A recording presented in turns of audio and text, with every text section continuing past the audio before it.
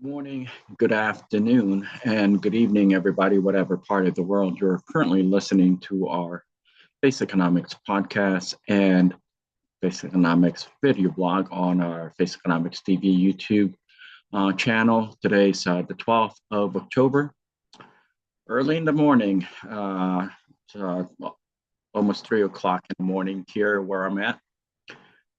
But I figure I go ahead and do my podcast this weekend early.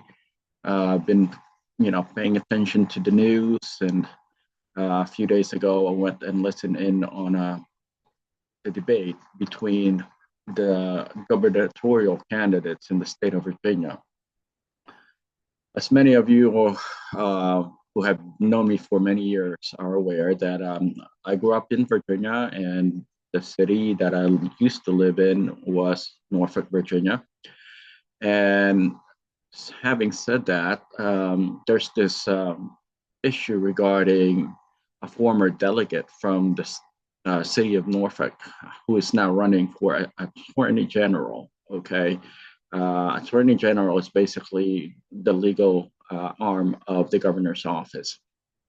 With a gentleman that basically, this guy who decided to text another lawmaker about a very disturbing and evil, corrupt, and you know, overall, just irresponsible text going against someone he doesn't agree with, a political opposition, former Speaker of the House in the General Assembly in Richmond. He wanted to basically shoot the guy and, you know, also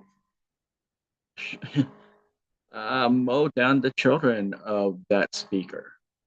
Okay, folks, I've never, even in my wildest dream, would think that a politician would say something like that against somebody that they do not agree with. Uh, Specifically, talking about killing the children of those that they don't agree with. Okay, folks. So this issue had become international news, so I figured I'll go ahead and cover it in this podcast. It's really early in the morning, but I've been reading the news and listening to some of the reports online, and I thought cover it because it's so close to my overall political upbringing. Okay, when I was in high school, I was selected to be a part of an organization for minorities, basically to raise up these young minorities to participate in the political, process in the country. It was endorsed and supported by the Democrat Party within the state of Virginia. Majority of the sponsors, political sponsors of the organization that I was a part of in high school was, basically developed by Democrat politicians in Richmond. Okay, folks. Mainly because, the minority class in the country and throughout the state of Virginia has always, been pro-Democrat because they thought that, the Democrat Party supports the minority groups, migrant population of the country. My parents came to America as an immigrant, legal immigrants. And, the Democrat Party basically uses and, you know, um, created a narrative that they thought would resonate among the minority population of the country. They claim that they support civil rights, human rights, anti discrimination, anti racism. Okay, folks, but in all reality, it's the Democrat Party that promotes those things. Like, you know, I've been exposed to a lot of the narrative and policy of the Democrat Party growing up because I was a part of, the group of students that was being brought up to become, a local politician in the state of Virginia and basically carry the Democrat, agenda as a minority who happens to come from an immigrant family background, right, folks? But in all reality, the Democrat Party needs the minority population of the country, the immigrant population of the country. The minority population and the immigrant population of America does not need the Democrat Party. Okay, folks. The Democrat Party is mainly getting a lot of support from special interest groups, okay, to promote quote unquote, civil rights, human rights, protecting, the minorities, protecting the immigrant population of the country, which is farthest from the truth, folks.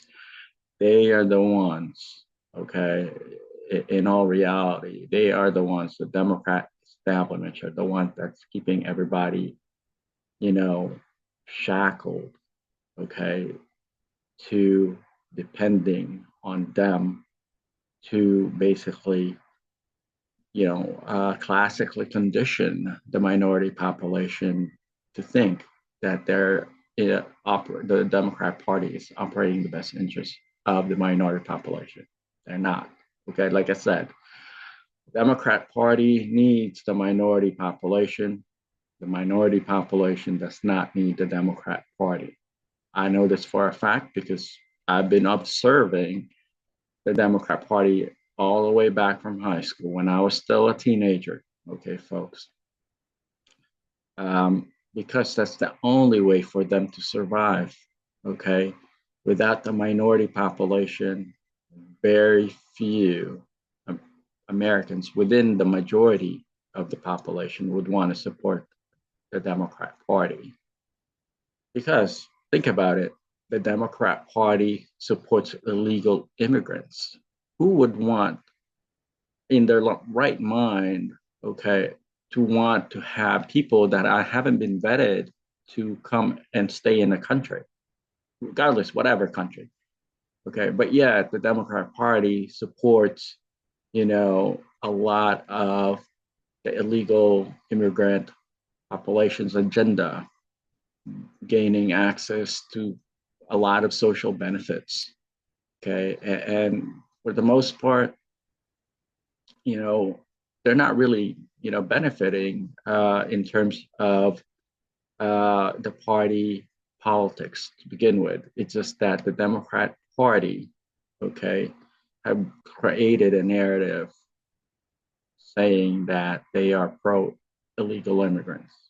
Okay, but okay, folks, they're pro illegal immigrants because it's a narrative that resonates among the Democrat establishments, the special interest groups. Okay, folks, and that's why majority of the population, especially the Anglo-Saxon population of the country, does not support that because it basically compromises our security. All right, folks. So no one in the right mind would want to support illegal immigration, whatever part of the world you're located. All right, folks. And the Democrat Party, if you really look into their main objective, the narrative of the Democrat Party is extremely disjointed. Okay, they're cherry picking what resonates to those that are pretty much clueless. Okay, the less educated you are, the easier for the Democratic Party to wrangle you into their circle, into their narrative of protecting your rights because you don't know what your rights are. So they're basically dictating to you because you don't know what your rights are. You have no idea how the political process operates. So they're thinking that you're you know, um, subclass within the population because they want to dictate to you and tell you what they think you should have. Okay, in terms of rights, in terms of opportunities, in terms of rights, because they don't believe that you can make up your mind yourself. Okay, folks, because they don't want you to be educated. Think about it.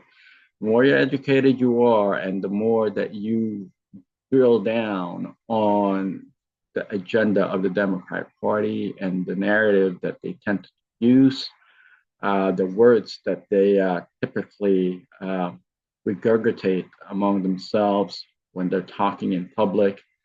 It's all about deception. It's all about classical conditioning. It's all about marketing. Marketing is a pretty powerful, brand uh, placement for the Democrat Party.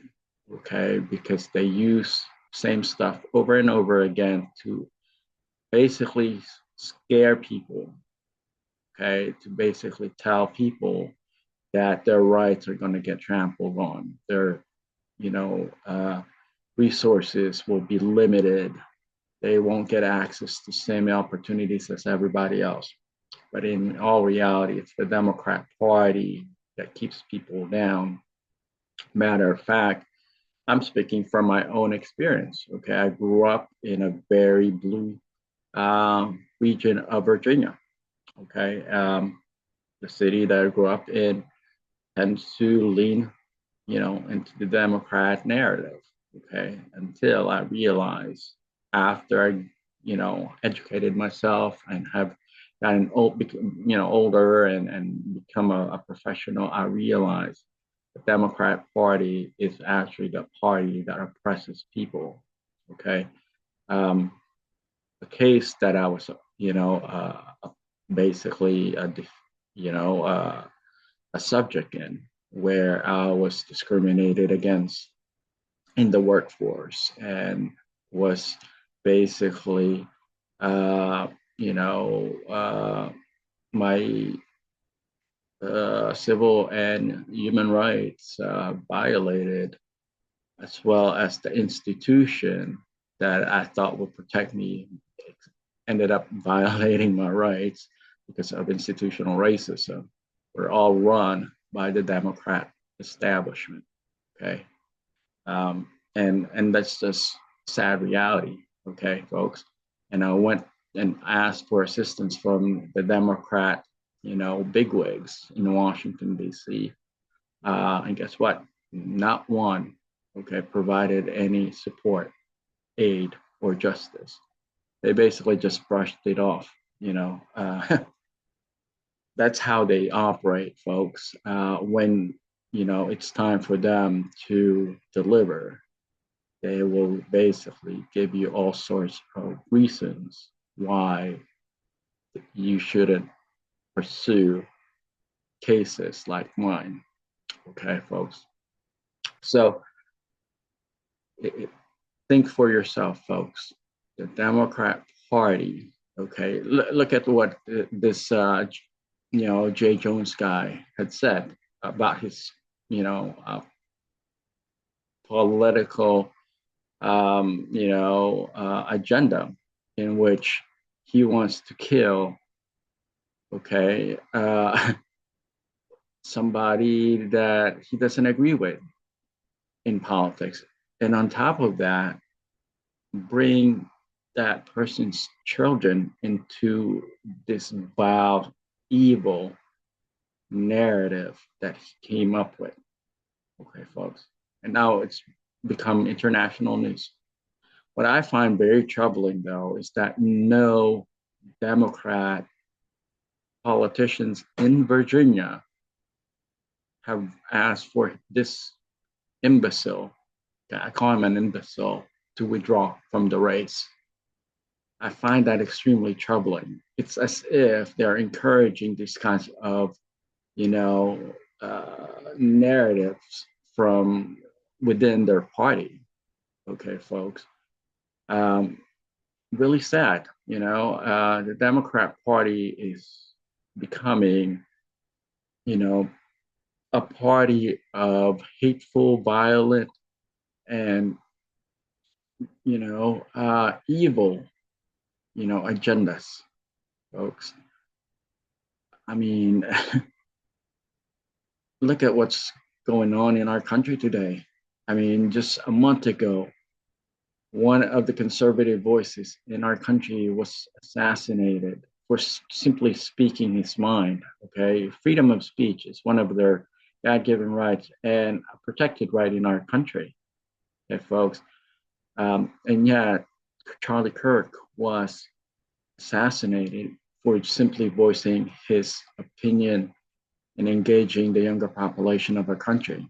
Then the guy who is now running for Attorney General in the state of Virginia, okay, is talking about shooting someone that he disagrees with and including the children of that person in such evil, discussion, texting with another political, lawmaker. I mean, come on, folks, think about what I'm talking about. Virginia, I'm talking to you specifically, Virginia. Every Virginian should realize, okay, that the Democrat Party, okay, is not out there to help you if you're a minority in this country, in this state and country.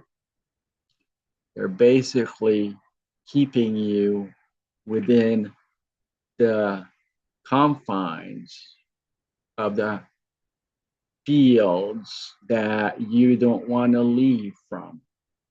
Okay.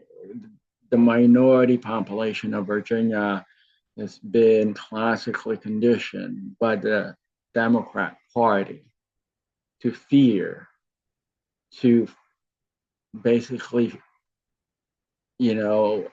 prevent you from going for what is good for you. Okay. That's what the Democrat Party in Virginia is trying to do to the minority population. They want you to be stuck on stupid because if you unstuck yourself from being stupid, guess what, folks? You will realize that they're not looking out for your best interests. They're looking out for the best interests of these politicians. Look how much these politicians are making. Most of our politicians, the senators that we have, congressmen that we have, are in their past 60s. Okay. Who's going to want to hire them? No one. Okay. But yet, they're still in politics, making a lot of money off of the back of the public, the taxpayers. Did you know that we even have politicians that are multimillionaires in Virginia?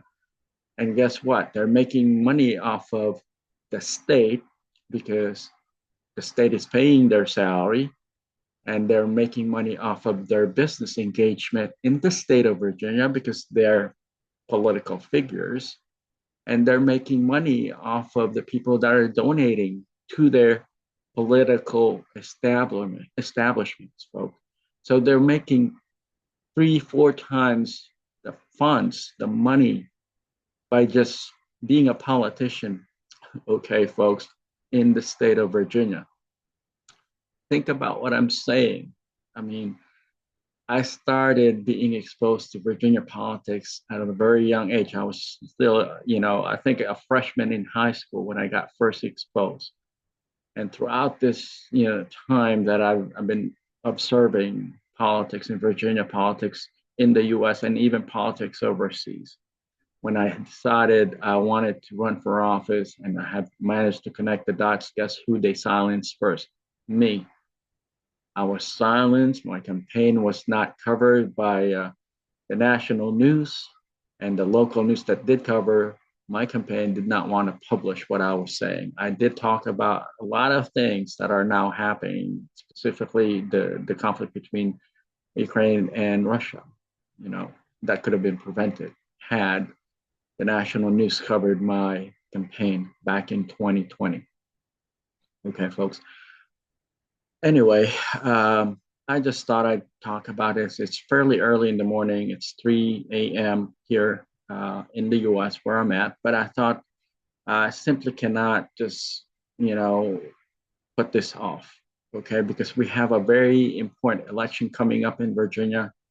And after listening to the debate between the two candidates, and after talking to some of the politicians that are running for office in the state of Virginia in November, uh, I've decided that it's best that I come forward, okay, folks, and talk about my observation, my experience, and my overall, you know, interpretation of how the Democrat Party has become in the year 2025. If you look at the Democrat Party going back when it was first established in the 1840s, it actually was a good party back then. But throughout the years, folks, it snowballed into a very violent and corrupt, as well as, you know, self-serving establishment. Okay, folks, and don't take my word for it. You can, you know, see this for yourself. I mean, look at what the Democrat politicians in Virginia are not doing. They're not telling that Jones guy to step down, to withdraw from the race after what he said against another lawmaker and against the children of that lawmaker. How come none of them, Mark Warner, Tim Kaine, nobody have even told this guy, Jones, to step down and withdraw from the race? Not even the candidate, the gubernatorial candidate, haven't asked him to withdraw from the race. Not even the lieutenant governor candidate have asked him to withdraw from the race. Just think about what I'm telling you, folks. It doesn't take a rocket science to try to connect the dots here. Okay, folks, they're supporting this Jay Jones guy because, in all reality, okay, folks, the Democrat Party has gotten way off course, and it's extremely unfortunate that this is happening today in America. Okay. With that said, folks, thank you so much for your time listening to my podcast and video blog.